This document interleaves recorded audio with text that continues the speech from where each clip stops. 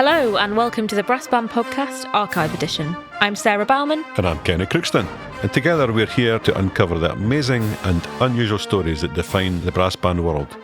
From its origins and traditions to the modern innovations and fantastic music that have shaped this remarkable culture. In each episode, we'll dive into Brass Bands England's exciting brass band archive, housed at Heritage Quay at the University of Huddersfield. So, whether you're a seasoned brass band lover, just getting started, or just curious, you're in the right place. Let's go!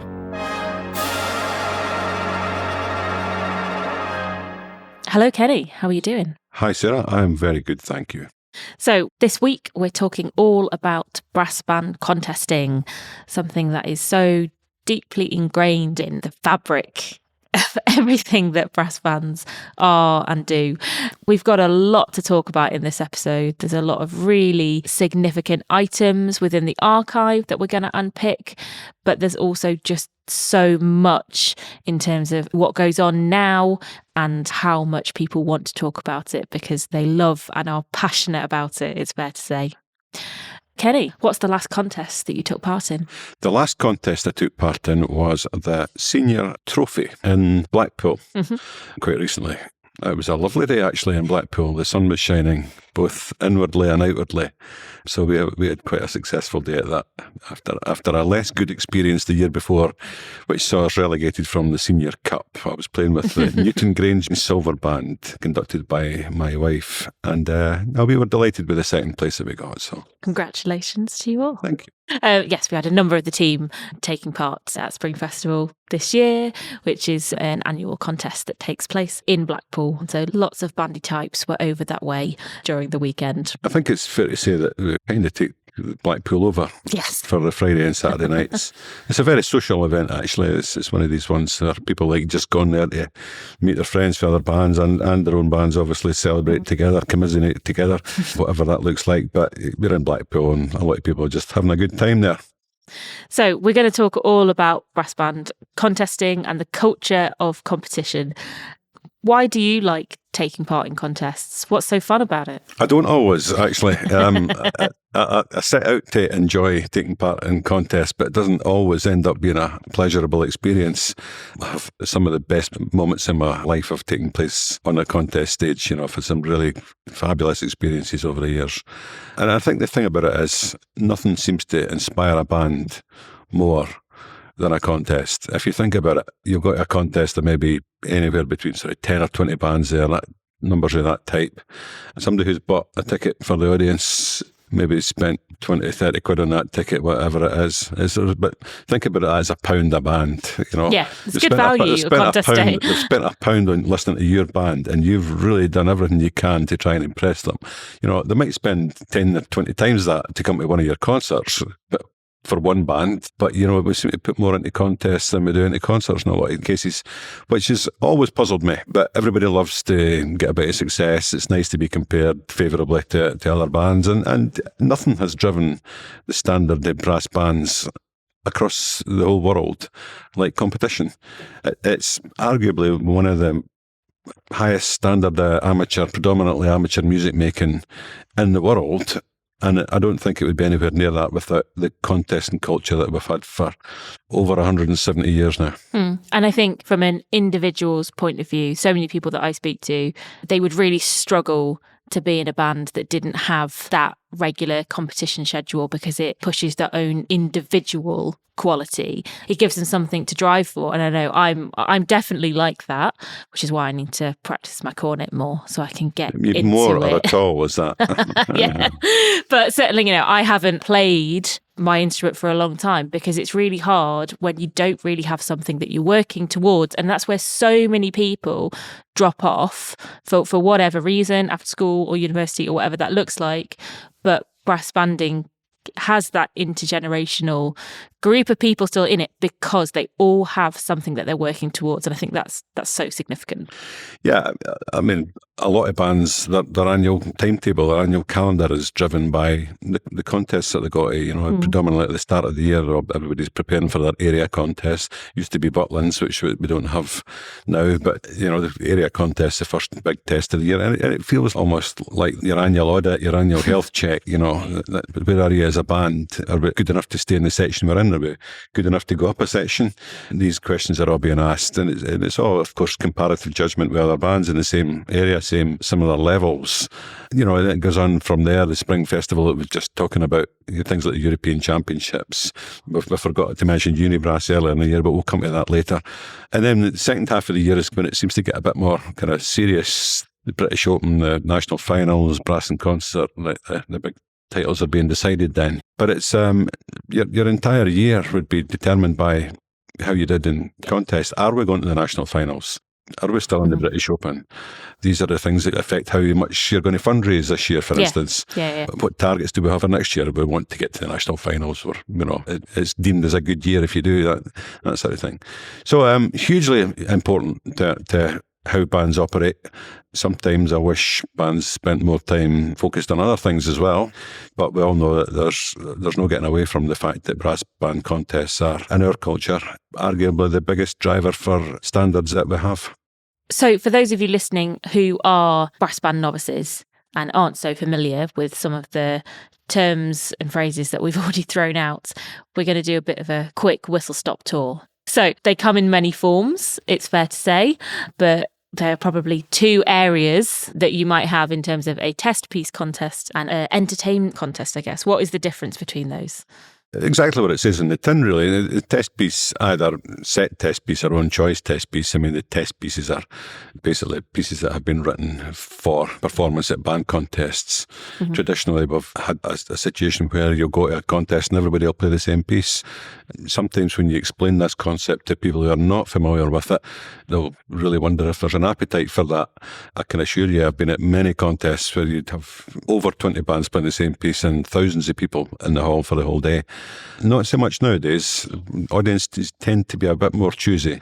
The days of people turning up at Bellevue with their sandwich bag and their flask are kind of in the past now. But people would get their seat and they would never move. But, a set test piece contest where everybody plays, it's chosen months in advance, it's announced. Obviously, the adjudicators turn up with their single score each, fully prepared, hopefully, and every band plays the same piece. They have a draw at the start of it for order of play, basically numbers in a bag. Every band chooses a number from a bag. Mm-hmm. And, of course, the draw is one of these things that's deemed as quite important because traditionally bands in the later part of the draw have been more successful than bands in the earlier part. And it's fairly significant that a band has never won the British Open from number one since 1954, and they've never won the national championships from number one ever. So I think there's got to be a bit of a steward's inquiry into that somewhere. So that's set test piece contesting. What about the entertainment contest and own choice? What does that look like? Well, you also have situations where a contest will be deemed to be an own choice test piece, which is a free choice from anything that's been deemed as a test piece in the past. Much more appealing to a wider audience these days, and certainly the own choice part of the European Championships, for instance, which is the finest bands in the world really involved in some sort of arms race nowadays to come up with a piece that is going to appeal to everybody, the judges, audience and the players. But every year it's very, very keenly attended. Huge numbers on WOB play, I'm quite sure, for that part of the event as well. But bands will typically pick a piece that would suit their own attributes more than possibly a piece that's just thrust upon them by the organisers of an event. So it can be really entertaining. Sometimes you wonder why that band chose that particular piece. It may be it's a favourite of the conductor, but not all the players might be at their very best in that style of music. So it's a bit of a skill in choosing the right piece as well. And looking back over the years, I mean, certainly the bands I played for, we'd have favourite pieces that we would play because we'd won with them. We'll play that one again. We won the last time, we'll play it again. And then until you don't win, and then you stop playing it. And of course, then we've got the entertainment contest, as they are so described. kind of started up in the early 70s. There was a change in the culture, I guess, that there was the Granada Band of the Year, which started in 1971, used to be on the television. Just an annual event held at Bellevue the day after the Spring Festival, actually, in the old Bellevue King's Hall. Became extremely popular. Did make a 1 hour television programme. You can still find a lot of them on YouTube, actually. They're really interesting. Some of the ones for the early 70s especially. Hugely interesting. And that gave a platform for people like Elgar Howarth, Ray Farr, Howard Snell, the really great arrangers of their time. And not just arrangers, but they were bringing bands on in the way that they do performances as well. And, Grimethorpe were the big band in the early days that seemingly unbeatable. But other bands like Fairies, Hammond Sauceworks, and later you had Desford and Foden's, of course, with Howard Snell, really pushing the boundaries of repertoire as well as hopefully putting a smile on people's faces through the music that they were playing, both through the adventurous arrangements. Every band had a Shostakovich finale at one point, and then there was an appetite for Respighi once we discovered him, But both through that and in some of the more quirky pieces that bands would put on. But there's loads of great examples on YouTube. Just Google Granada Band of the Year and you'll find enough stuff to keep you going for a few nights. It's really entertaining stuff. So that's some examples of the structure of different contests, I guess. But obviously, if there's a competition, we want there to be a winner. So what does the judging of those kind of contests look like? I think if anybody can answer that question and apply it to every band contest, then it'll be some sort of secret sauce that they could make a lot of money off. In theory, the judges go into a box or a tent quite frequently in some contests because I'm not supposed to know which band is playing. So, ladies and gentlemen in the box, can you blow your whistle to let us know that you're ready to hear band number 1, number 2, number 3? So anonymity is there in a lot of contests. More and more contests these days are disposing of that and going for open adjudication. Of course, there's all sorts of views on that. Everybody will have their own views on it. I think there's a place for both, personally, although I think certainly some style of contests, like your entertainment contests like Brass and Concert and the Granada ones that we're talking about, I don't think it works in that style of contest at all, closed adjudication. And it's certainly the youth events that Brass Bands England are involved with, we always go for open adjudication. So the judges, there'll either be 1, 2 or 3 of them, sometimes in discussion with each other, sometimes marking separately. Each event's got its own way of doing things, and at the end of it all, they decide which band is the best and which one's the worst, and the order of the ones in between. They use different methods of getting there, sometimes through discussion, sometimes through combined points. Brass and Concert's got its own system that looks at different facets of the performance, like the quality of the actual performance, the quality of the programme that the band played, and the entertainment and presentation values, and different judgments are added up to produce the final result in that one. But, it's a matter for the contest organisers, sometimes in consultation with the bands as well. So a bit of a mixed bag there. Some give points out at the end, some don't bother. They've all got their own different ways of doing things. And never anyone that would argue with the judge's decision, surely? I've never known a disagreement about judgment at all. I don't think I've ever been at a contest where there was unanimous acceptance. Certainly not a major contest. I mean, I had some very dominant winning performances in my opinion, but you'll always find somebody that'll disagree, and that's fair enough actually. I mean, it's a bit like VAR in football, isn't it? There'll always be somebody who disagrees, depending on the colour of the jersey that the guy's wearing. But no, I think it's important that people do have their own views. It's good for people to be interested. So you mentioned relegation. What does that look like across different contests? So relegation and points and league systems and all that kind of thing. It's obviously associated with the sections and mainly in relation to the National Brass Band Championships. You have your 8 areas across the country, 1 in Scotland, 1 in Wales, 6 in England. And amongst that, each area has 5 sections, Championship 1, 2, 3 and 4. And variously, they have bands going up and down depending on how well they've performed over the last 2 or 3 years. In Scotland, it's a 2-year system. In England and Wales, it's a 3-year system that has more average points involved for the years that you weren't in that section. So it's a bit of a mishmash in some ways. The British Open, of course, has its own system. You have to find your way into the senior trophy, which is the lowest level of that. There are qualification methods for that by winning other contests throughout the country. Then you've got the Senior Cup, the Grand Shield, and the top 2 bands in the Grand Shield every year get an invitation to the British Open, and the bottom 2 in the British Open over the last 2 years go back into the Grand Shield, and it can be extremely difficult to get out of it. Now, for those brass band amateurs, we've covered the basics. People who are familiar can tune back in now. So let's rewind a little bit to the origins of contesting culture. Where did that start? Why did we start competition in the first place? The Industrial Revolution was when bands became possible. The sax horns made by Adolf Sax in the kind of 1830s, 40s started to become more popular. A lot of towns, villages had a band of sorts, but with no standardisation, of course. Brass and reed bands, there would be instruments like ophicleides and the like in there, serpents and all different varieties of trumpets and trombones and whatever.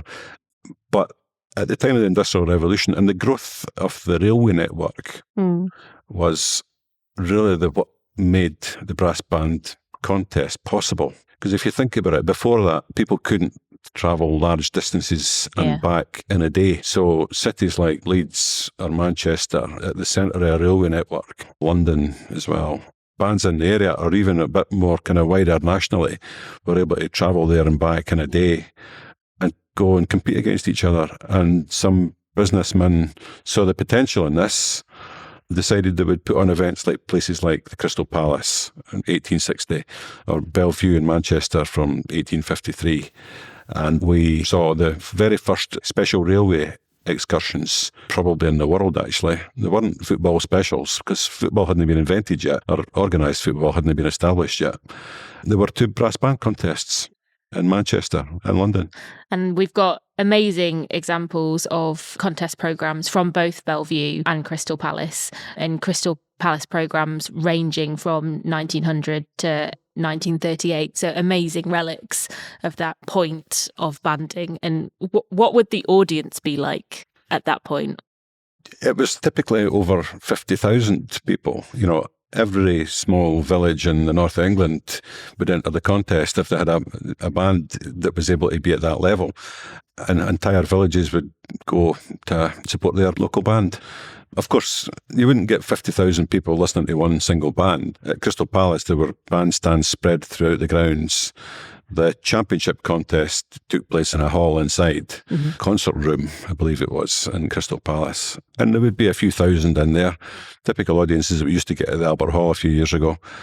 So it's still a big occasion, but the thousands and thousands of people were there to hear their own village band spreading around the grounds. And again, if you look on the Pathy News website, you can find some great examples of band contests.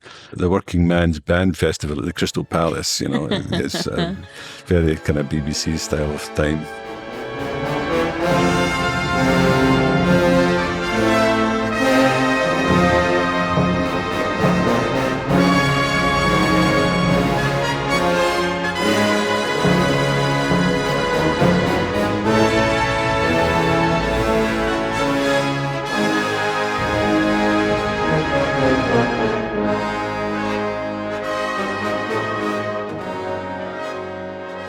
And that was the Grimthorpe Colliery Band, conducted by Elgar Howarth, playing a very well-known piece of brass band music, Life Divine, by Cyril Jenkins, written, in fact, for the 1921 National Brass Band Festival, held at the Crystal Palace, and won by the great band of the time, St Hilda Colliery from South Shields. It was also the first test piece that I ever played at a band contest a very long time ago, Sarah. Try and remember if you like. Go on then. 1973. There we go. Need to remember. So we've talked a little bit about those early contests and the roots of contesting culture. We're going to jump forward a little bit now to another really, really significant contest event, which is the Granada Band of the Year. You might remember that from our first episode, our volunteer John mentioned seeing the Granada Cup upstairs in the office when he first came in, and everything was there together, and he just spotted that cup. And I think that demonstrates how significant that event was. It was huge. I mean, it was the first major contest of its style.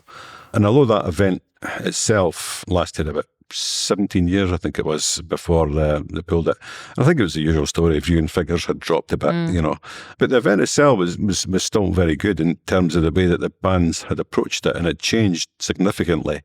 There was a lot of developing the presentation and the repertoire as well over that time. But I always like to think of that style of contest as like freestyle banding. This is your chance to, you've got a time limit, you've got 25 minutes or whatever it is to do whatever you like. A lot of people think they've got to do certain things. You've got to play a march, you've got to play a solo, you've got to play a big finish or the novelty piece, the funny piece with the funny hats or whatever it is, and we've gone through a lot of that over the years. But I don't know. I think if bands think it more as a kind of freestyle, this is the best of what we've got. We're going to show you what we are and what we can do. I think that's a better way to think about it. Entertainment as such isn't always at the forefront. I think it's, everybody's entertained in different ways. I would be far more entertained listening to good music than watching somebody in a funny hat. That's not for everybody, apparently. But it did influence other major competitions. Brass and Concert came along a few years later in 1977 to celebrate the Queen's Silver Jubilee. Of course, you had the Best of Brass as well on the BBC from late 70s until the sort of mid-80s as well, with the regional champions predominantly taking part in that as a knockout competition. But again, the development and the way that we were doing things by the time it finished, the bands were much better, doing much better programmes, much more thoughtful. But somewhere along the line, the BBC budget decided they weren't going to do it any longer. Of course, you had champion brass in the north. We had one in Scotland was called Fanfare that the BBC did. Sometimes it was in the radio, sometimes in the television. So that type of competition, very, very important, of course, for getting brass bands out to the general public. And that level of outreach was something that we really would love to see back again. Will we ever see it back at that level again? It's difficult to imagine, but we live in hope. Yeah, and I think that it's never going to be like that period of time where channels were limited. We're living at a time where there's just unlimited scope. But if banding was regularly on TV and radio channels where there's only a handful to pick from, the reach that's going to get is just nothing like we're going to be able to see again, really. No, I mean, brass bands were literally in millions of people's televisions on a Monday night or whatever time it was on for 7 weeks of the year. You had that incredible outreach, and I'd love to see it back again. But we can keep making the phone calls and writing the letters, but there's only so much we can do. Yes, exactly. So we've talked a little bit about the set test piece contest and entertainment contest, but something we haven't really touched on yet is a whole different genre, if you like, which is the march and hymn contest. What does that look like? Well, they're very, very popular at certain times of year for obvious reasons, because they generally take place outside. So there's late spring months, summer months, and more in the north of England, where a lot of these events are obviously established a very long time ago. Whit Friday being the most obvious example. I mean, the Whit Friday contests grew at a time when bands would perform during the celebrations, often as leading a church group to the communal meetings that they would have around that part of the area just outside Manchester. And they reached a point when the bands were kind of hanging around looking for something to do. That's what the bands do when they're hanging around, and let's have a contest. So they started that. And before long, it became bigger than the things about in the first place. Actually, when I was young, I don't remember the Whit Friday scene being as big. I mean, I was brought up in central Scotland, a long way away from where the Whit Friday contests happen, but it didn't seem to be that much on the radar. The bandsmen didn't go big on it. There wasn't much in the news about it at all. You'd see the results there, but never really gave it much thought. It seems to have grown, though, a lot. And, of course, nowadays you've got sometimes over 100 bands will travel, some from a long way away. You get bands coming from Europe, you get scratch bands, you get university bands, you get bands at all level of contesting, a lot of youth bands take part. The game being, you get on your coach, you race around Tameside and Saddleworth, and you try to get as many contests in the night as you can. Some of these contests will get over 70 bands taking part, and a time between maybe 4 o'clock and midnight on that Friday night, which is an incredible achievement when you think about getting bands through at that speed. So it's very, very finely tuned operation, always run by volunteers in the village, or the town and village that it's in. And it might be the only involvement they have in brass banding all year, but they put their heart and soul into trying to make their band contest the best that it can be. And some of them are really great occasions, you know, lovely kind of atmosphere about them. Sometimes it gets a bit beyond that, to be fair, and I'm sure the police have been called to a number of them over the years. But the contests themselves, you'll get 70 bands playing a march. I guess, how many actual different marches do you hear in the night? Certainly not 70. Yeah. Maybe somewhere closer to about 30, Yeah. because a lot of them get played a number of times. And some of the more famous ones, like Knight Templar and Mephistopheles, you'll hear them a dozen times each or something like that. To bring it to life for you, we're going to speak to a couple of members of the BBE team who would describe Whit Friday as their favourite day of the year. So let's head over to speak to Jess and Rosie. Jess and Rosie, how are you doing? Great, thanks. It's good to be here. Good to be here in the BBE studio as we transform the office into very different a podcasting space. Very impressive. Very impressive. It is, yeah. So today we're talking about Whit Friday, which I've still not experienced. It's pretty shocking, and Rosie's quite angry at me about that. But how would you describe Whit Friday to someone who had never been? It's like something you won't have ever seen before. It's mega brass bands everywhere, dashing around on coaches, jumping off, walking down the street, playing, jumping back on the coach. The crowds are out on the streets. You wonder what's going on. And this is like from 4 till midnight. It's a real community event. It's got to be seen to be believed. To be believed. So on an average Whit Friday, Jess, what would your day look like? How many places would you be hitting up around Saddleworth? So we try and do as many villages as possible. So bands pick between doing Saddleworth or Tameside. There's 2 separate mini contests going on, but my band always does Saddleworth. And to get into the overall prizes on Whit Friday, you have to do a minimum of 6 contests. So it's always the rush of getting around the first 6. And then a lot of bands push to try and do as many as they can, because the more contests you do, the more prizes you're eligible for. But at the same time, my band is also a bit... We like the social aspects of Whit Friday too. Mm-hmm. So it's nice to sort of soak in the atmosphere, watch other bands on the day, and when you get later into the evening, just relax a bit and take in the crowd and the atmosphere. So it's an intense afternoon. Yes. And has been described as the greatest free show on earth, because there's just mass entertainment on the streets everywhere, and you can see hours and hours and hours of bands playing, which is completely incredible. Whit Friday obviously draws all of these local bands and the scratch bands, but they also draw those big names. In the Brass Bands archive, we've got a great photo of the Black Dyke Mills Band appearing at Whit Friday, who are one of the most well-known names in banding. It's attractive, isn't it, even for those big names? What does the prize money look like at some of these contests? It's high, and it's up to each contest how much they put forward, but the top prize is usually around the £1,000 mark. And then there's also a prize for the winner overall. So we talked before about getting in your 6 contests to into the overall prizes. And if you get into that category, then again, looking at a few more £1,000 winning the overall contest as well. So the draw is massive, and, you know, Whit Friday can fund a major event later in the year. So it's not to be understated, the actual financial implications of coming to Whit Friday too. And for the local bands, is having those big names coming in, is that a good experience, or is that something you go, oh, they're going to nab it? Like, what's that like for you guys? Well, there's other prizes. So most contests still have prizes for best Saddleworth band, best local band. So that narrows it down to Saddleworth bands a bit. So you do expect to win something.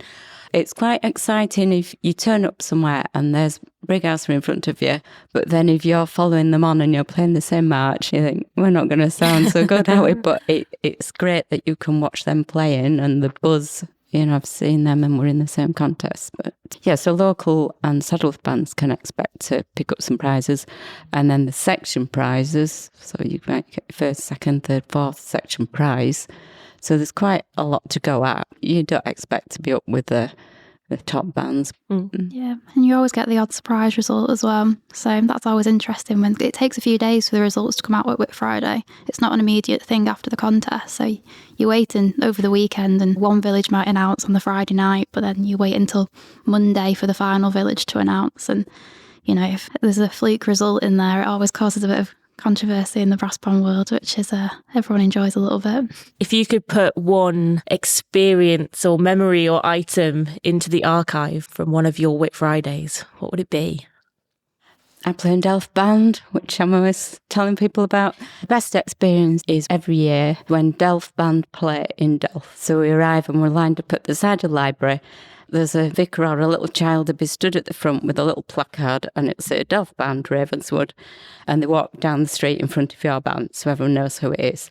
So as we're lining up, there's people stood around and say, it's Delft, it's Delft. And the word sort of ripples down the street. So that by the time you're sort of playing, they're like erupting, they're cheering, and it's like you've come on with the FA Cup or something. And they're all holding the phone so they can't clap. So they just shout. And the feeling of walking down your their village band, and it's amazing. And so a recording of that is the best bit ever. What about you, Jess? I grew up in Diggle and played with the Diggle band when I was there. And we had an amazing teacher in that band called Peter Blacker, and unfortunately passed away, but his family dedicated a prize to the band contest after that, which was for the best fourth section band. And at the time I was playing in Diggle band, which was fourth section, and for years and years we wanted to win this prize, to be like, we've done Peter proud. The first year that I played principal cornet for that band, we won it. So it was just a nice little memory. I don't think they've won it since either. So a bit smug. Good of you, that's why. Thank you so much, Jess and Rosie. Great to hear from you, from the OG banders of the BBE office. Increasingly, we have a lot of people work for us who haven't come from the banding tradition. Your experience and knowledge and expertise is always going to come in useful.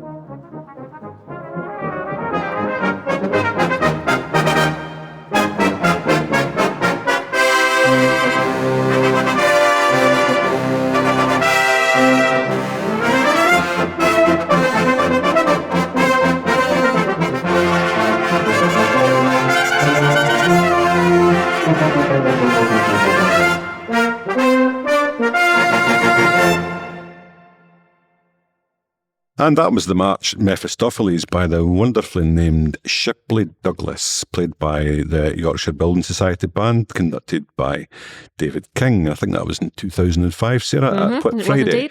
Just a few years before that, that particular band had a phenomenally successful run in another contest that we've not really spoken about yet, the European Brass Band Championships, where they won it 8 times out of 9, I think, and including a 6 in a row, a phenomenal run of success.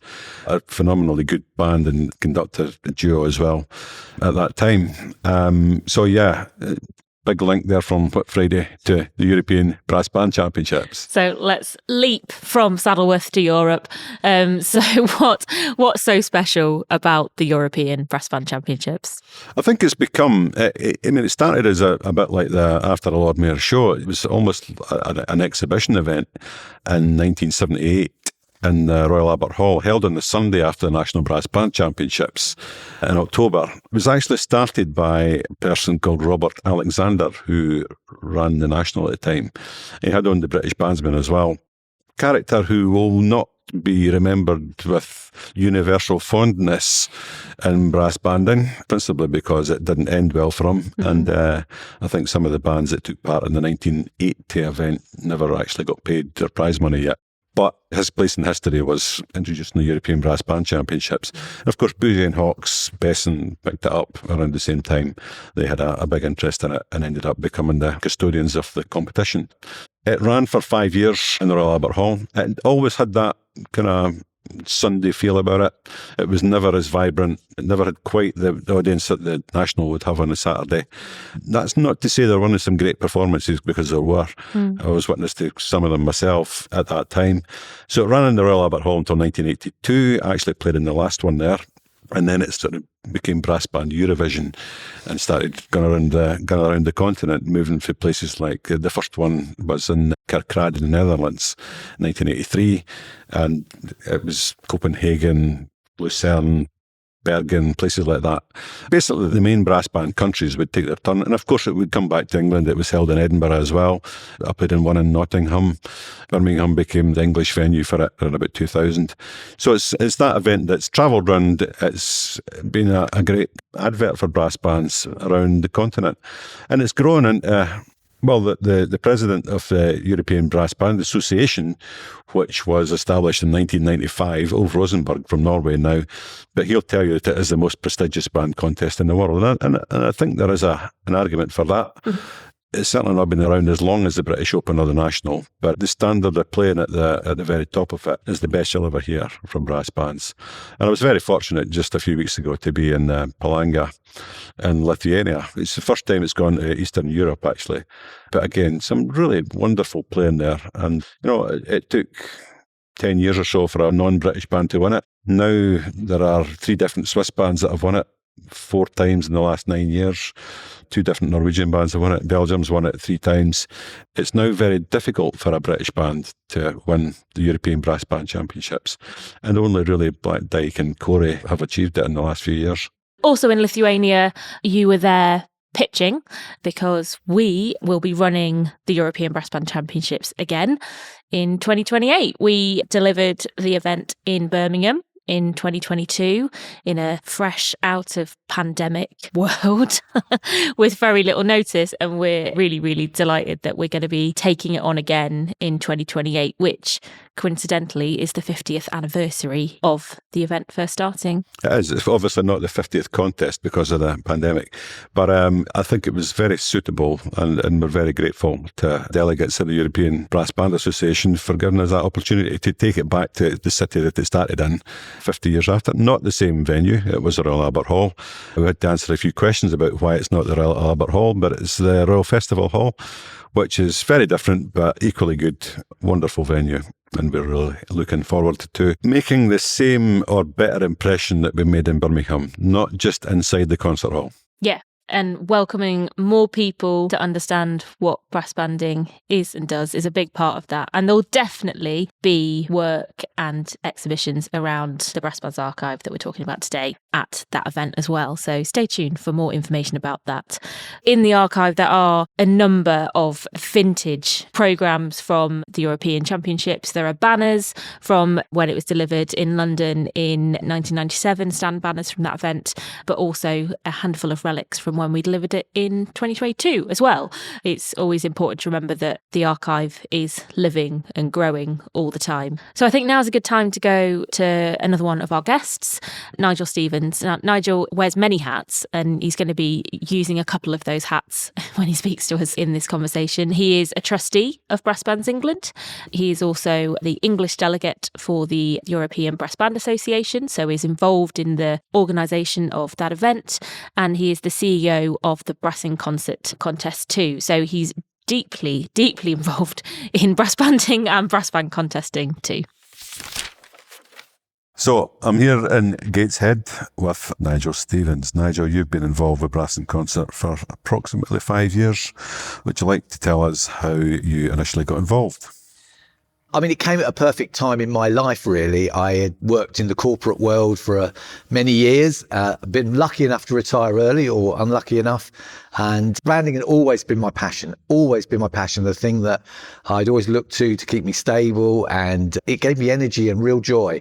So when my working life really concluded, I was really looking for something to fill that void. And I was very fortunate that it came at a time when Brass in Concert itself was going through change, and the opportunity arose because of changes within the board, because of changes in the trustees.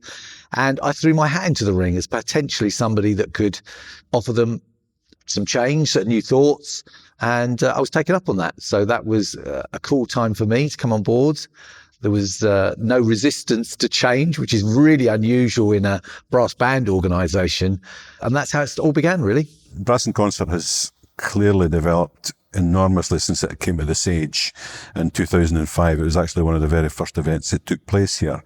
But especially over the last 5-6 years, there seems to have been a difference, certainly in the intensity that people taking part and their desire to do so and deliver their absolute best, even more so, I would say, than we've seen in the years before that. What would you say have been the biggest factors in achieving this? I think there's one overriding factor, and that is that in any other form of entertainment, any form of event or anything in the entertainment environment, the artist is put at the centre of the delivery. They are the reason people come. the product that they deliver is the reason people come or not. And I think my observation was that in the case of Brass in Concert, we're talking about the best in the world. The elitist in the world of brass bands we can get really weren't, if we're really honest, the centre of our thoughts. Perhaps our events were focused more on the venue and how we got the venue right. They were focused on the audience, how we got the audience right, made sure people wanted to come. And of course, the bands have always done a fabulous job at Brass in Concert. But our thoughts as to were they having the best possible time they could have? Were they getting the best possible experience as the artists that were delivering that, without whom we had no event whatsoever, seemed to be not at the top of the list. I'm not saying it wasn't there, but it was nowhere near the top of the list. And I think we've changed that focus so that we try to make sure that every bandsman, every bandswoman, every musical director, every part of each band is getting the most out of their visit to Brass in Concert. They've got a social aspect to it. They've got a family aspect to it. They've got an artistic element to it, which they're comfortable with and enjoy. And simple things like saying thank you. You know, they're just so important, to thank them so much for the effort they put in to come to Brass in Concert. And I think just that, we appreciate you. We're doing all we can as an amateur organisation to respect what you do to come here. That's been the difference, I think, that has potentially just tilted the organisation and the event one way. And of course, one of the great things about major events like this nowadays is that the whole world can see it, whether they're in the northeast of England or even if they live in Auckland, New Zealand, or anywhere in between. I guess that's been a really important part of the growth of the event's outreach. Yeah, I mean, our partnerships are really key. I've already talked about our partnership with Brass Bands England, but also our partnership with our sponsors. And there you're talking particularly about World of Brass is key. Again, I don't think it's an easy decision for contest festival organisations to take when they think about potentially live streaming an event such as Brass in Concert. We took the view that we thought it would not damage our audience, live audience numbers, but actually could increase them. We actually thought that people seeing how great it was to be here meant that we would still get better numbers at Brass in Concert, but we'd also give other people that just couldn't get it because of international geographies, you know, elements of diversity meant they could not be here, would get that opportunity. And I think we've proved that to be right. Our numbers have only increased since we decided to go with the streaming service. And we also think we've given that opportunity. So we think we chose the right partner, and we think we chose a good thing in deciding to live stream the event as well. Of course, everything's an evolution through time. And you mentioned the board earlier and how it is a small board, but I think you're also looking to expand the board over the course of the next few months. We are. I mean, it's a good time to be asking that question. Thanks, Kenny. I mean, this is something that's gone on now for nearly 50 years. We're coming up to our 50th anniversary, and I certainly hope it will be with us for another 50 years. But that means really looking to our future and what we can do to ensure that next 50 years happens. And therefore, we're looking to recruit some additional trustees. We're looking for people with the right skills, and that'll be clear from the advert we put out. But we need to populate the board with further people that can ensure we continue to look to change, we continue to look to develop and work on the delivery of our event. And therefore, you will see that being advertised. And we really hope people of all natures will step up and all skills to potentially put their hat in the ring to join the team here to develop the event further for the coming years. So looking at the European Brass Band Championships, Nigel, I mean, this has been an event that's been running for almost 50 years. It's something that you've been involved with yourself for about 5 or 6 years. But the event itself, would you want to talk about how it takes place, how the process of where it takes place is decided? Yeah, certainly. I mean, it's an annual event. I make no bones about calling it, as our president, Ulf Rosenberg, says, the greatest brass band contest that's held in the world in any year. I agree with him on that. It obviously takes member bands and the elitist bands from each country through their own championship, national championships, and selects them to go and compete annually in a city that rotates around Europe.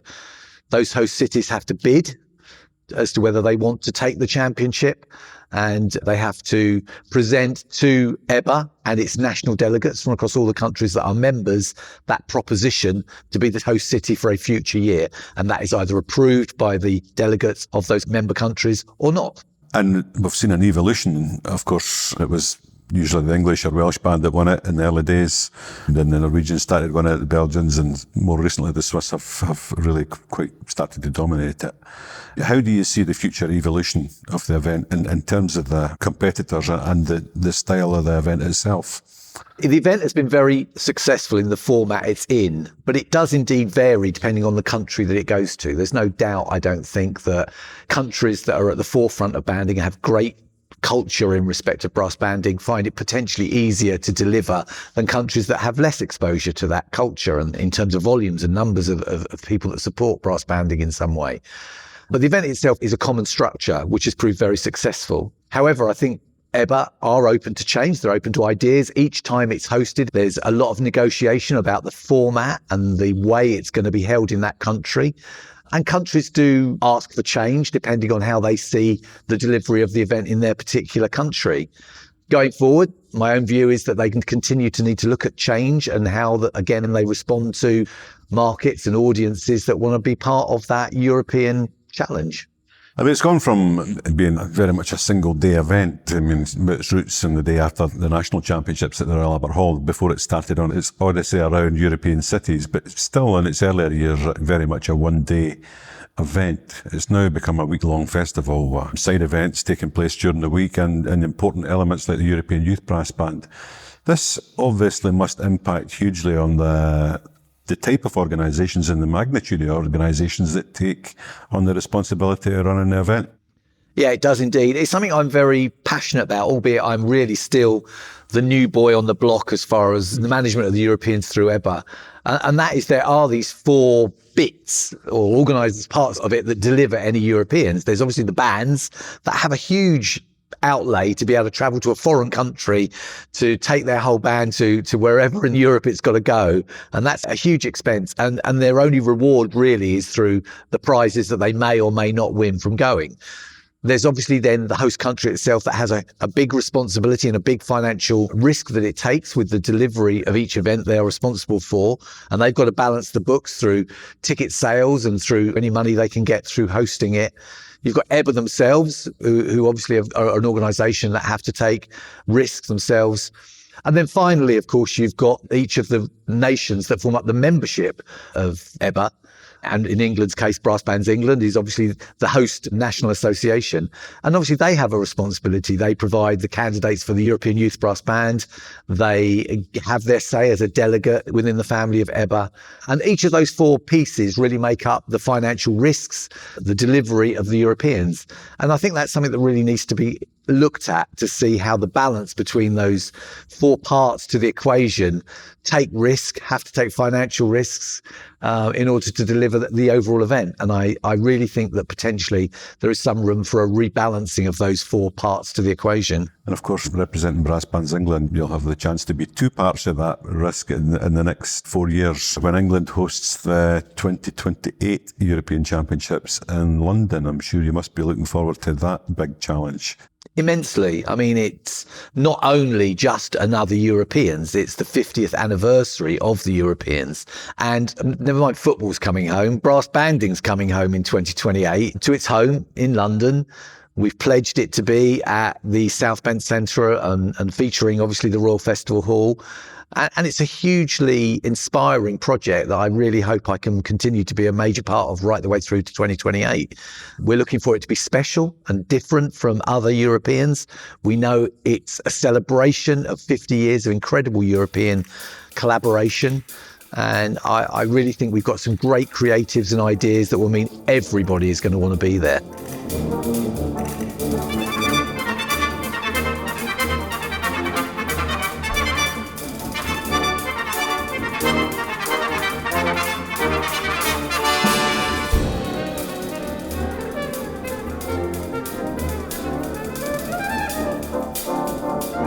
Something a little bit different there. That's La Fiesta, played by the Flowers Band, arranged by Philip Harper.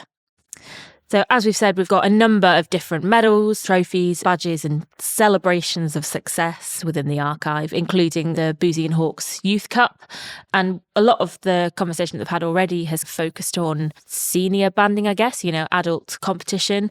But the culture of competition is definitely still strong within youth banding and university age banding as well. It goes all the way through, and we still manage, certainly with the events that we run, we feel, to make a supportive and inclusive environment and still have competition at the heart of it as well. But another really significant event that's come around in the last few years is UniBrass and the UniBrass contest. What makes UniBrass such a significant event in the ecosystem of banding competition? I remember going to the first one in Lancaster in 2011, I'm sure it was. I think I was the only one of the brass band press that was there for that one. It hadn't figured on everybody's radar, simple as that at that point.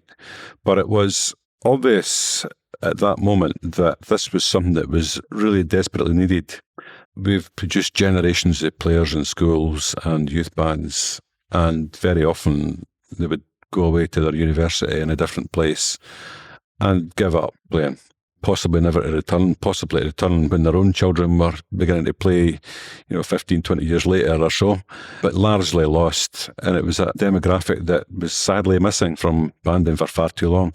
And I think the establishment of UniBrass, it's the University Brass Band Championships of Great Britain, but it's now grown its own culture around that. And I think it's really healthy. It's a lovely thing to witness. We see the event itself, very vibrant, fully fun, playing of all standards. We've got conservatoire level bands there, tend to do very well. We also have the bands that are very much fun band come along, no auditions, just open to all. But you can see that they're all there for their own reasons. I always say there's a band for every ability and ambition. I think you see that more at UniBrass than anywhere else. Yeah, and I think I'm always amazed in a really positive way how many of the players at UniBrass, there's been an instrument available for them. They've come to university and aren't necessarily brass players. They've been supported and guided by a university band. And we see that all the time in community banding. But for students who have a million and one things to do and have to get this all organised, to still be able to have that set up where they can support beginners and just jump in is an amazing thing. And it does form such an important step for so many people to continue banding. It's a really significant event. So to tell us a little bit more about the UniBrass contest and the UniBrass Foundation, I'm now going to speak to James Everett. He's a trustee of the UniBrass Foundation and previous chair of the contest organising committee when the UniBrass contest took place in Warwick.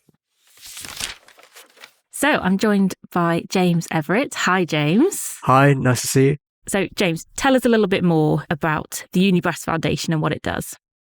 The UniBrass Foundation, we're the charity that supports university brass banding. Our main outputs are the UniBrass contest, which we run every year for university brass bands, Band Camp, which is our summer school for everyone aged 18 to 25, and also our wider advocacy for university brass bands within the brass band community in general and the university sector. What makes the UniBrass contest really unique? So UniBrass is really amazing. We've got over 750, 800 students who come every year to the contest. We involve around 25 universities this year. 2024, we had 23 university brass bands. So that number doesn't match up. But that's because we've got 3 or 4 universities who can't send their own brass bands. So they merge with other universities to send these joint bands. And I think that really shows the nature of UniBrass. It's something that's not territorial. It's something that's great fun. It's something that everyone wants to get involved in, do whatever they can, just be there, take part and enjoy the day. It's a really great experience for everyone enjoying this fantastic entertainment contest with an amazing atmosphere, lots of camaraderie. And it's just a fantastic experience, I think, on the day for everybody. And do you think that UniBrass and that contest being there has made a significant difference to young people either coming into brass banding or staying in brass banding through their adult life? I'm sure it has done. When UniBrass started in 2011, we had, I think it was 11 university brass bands, possibly 12 compete. Now we're at 23, and I know of at least 3 or 4 who don't compete because of whatever reason, distance, timings within the university calendar. And I think that over just over 10 years, almost doubling the number of university brass bands, will have made a major difference to the number of people who continue playing instruments after university. I know a lot of people come to university, they've played at youth bands or community bands, and then if they've not got a university brass band to play with and they don't get involved with a local community band because for whatever reason they start taking up a sport, or university's too busy, they enjoy the nightlife or whatever. It becomes just something, oh yeah, I used to do that. And I think having UniBrass as a focal point of the year that bands and then people can aim for and enjoy really helps keep that motivation through the 3, 4, however many years people are university students. Yeah, definitely. So obviously the focus of this podcast series is the Brass Band Archive and that kind of celebration of the history and culture of banding. Are there any moments from UniBrass that you think should be remembered as a historic moment in brass banding? The one that immediately springs to mind is the first contest we had post-COVID. So this was in June 2021. I think we were the first brass band contest in the country to restart after the pandemic. Yeah. We were outdoors, so completely different. We're used to being in stages or halls. But no, we were on the concourse outside Sheffield University playing our 20 minutes entertainment sets. I think we had 8 universities there, and it was a great day. Somehow the weather was fantastic.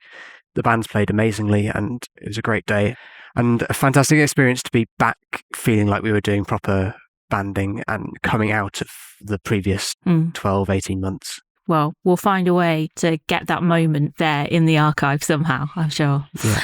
So as you said, the UniBrass contest is an entertainment contest. On the podcast, we've talked a little bit about the difference between a set test contest and an entertainment contest. But I think UniBrass is a different level of entertaining, if you like, in terms of the commitment and the creativity of the students. Would you agree? Yeah, I think that's definitely right.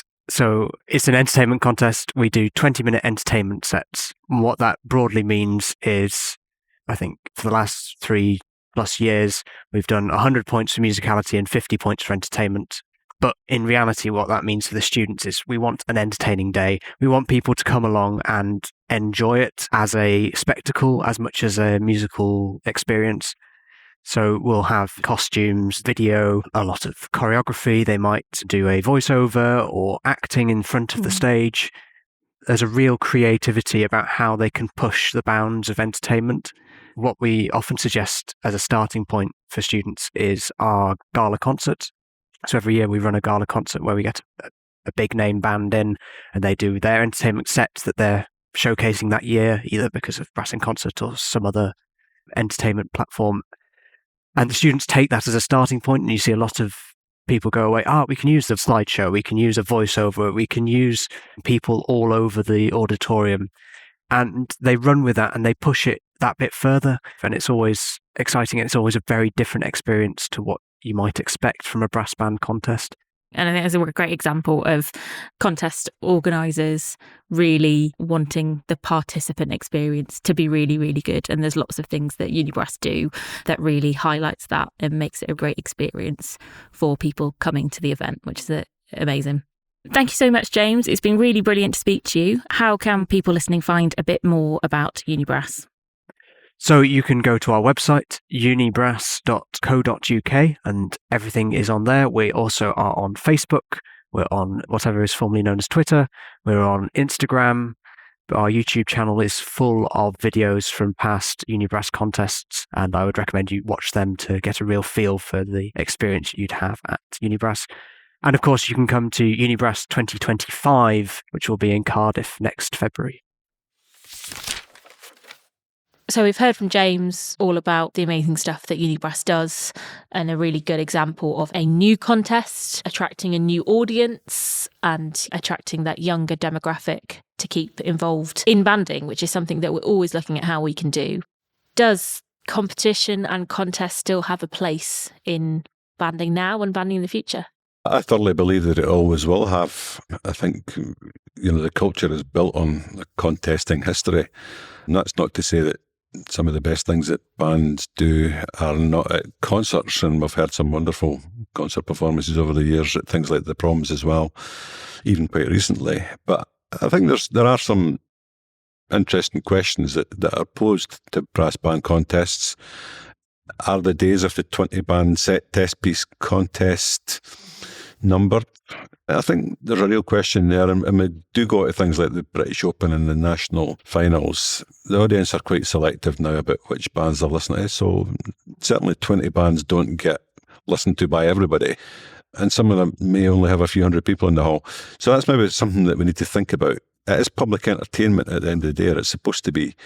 And sometimes it can feel a bit more like a procedure than an event when the audience numbers get to that level. So I think we need to think about how the experience for the participants, the experience for the audience, and how that fits into modern day society. It's probably fairly significant that Brass and Concert is the major contest that's grown its audience in recent years. I think there's definitely more of an appetite for that type of event than the serious test piece contest. But we've got to remember that our musical culture is built on that type of event, and there's so much potential, so many great composers out there, and new generations of them that are coming along all the time, that we need to keep drilling down into these avenues of excellence that we do find, and finding the good composers to keep growing the culture. So there's a lot of challenges there. Just the logistics of putting an event on nowadays that are difficult. The number of band contests that actually take place has reduced considerably in recent years. COVID was very difficult for some. I think it gave bands a lot to think about COVID. How are we going to conduct our activities through the year, given that we might have less money than we used to have, for instance, and transport costs have gone up. Hotels and big cities where they have competitions are expensive. So there's a lot of challenges out there. But I think if contest organisers put the experience of the participants and the listeners first, then there is certainly hope. And the one event that we are directly responsible for, the Youth Champs, every meeting that we have, every decision that we make is built upon experience for the participants and the audience members. Absolutely. Well, I think that's been a whistle-stop tour around brass band contesting. I think we could have done a whole series on this topic very easily. There's plenty more to talk about, and I'm sure that we will in the future. If you want to see any of the items that we've talked about from the archive in this episode, just go to the Heritage Key website and you can find out more there about how you can make an appointment, request items and see things in person. Next time, we're going to be talking about brass bands in remembrance and explore the relationship between banding, military and the role of bands in their communities. The Brass Band Podcast Archive Edition is brought to you by Brass Bands England. Thank you to Arts Council England, National Lottery Heritage Fund and the Scottish Power Foundation for their support. Thanks also to World of Brass for the beautiful music they provided. To listen to all of the music from this episode and so much more, head to wobplay.com. To find out more about this series and the wider work of Brass Bands England, head over to our website at bbe.org.uk and follow us on social media. If you think you have a unique item that would be suitable for the archive, get in touch with us by emailing archive@bbe.org.uk. If you enjoyed the podcast, please leave us a 5-star review and make sure you're subscribed to avoid missing out on any of our upcoming episodes. Share your favourite moments on social media and use the hashtag BrassBandPodcast. Your support goes a really long way. Thanks for listening and stay tuned for our next episode.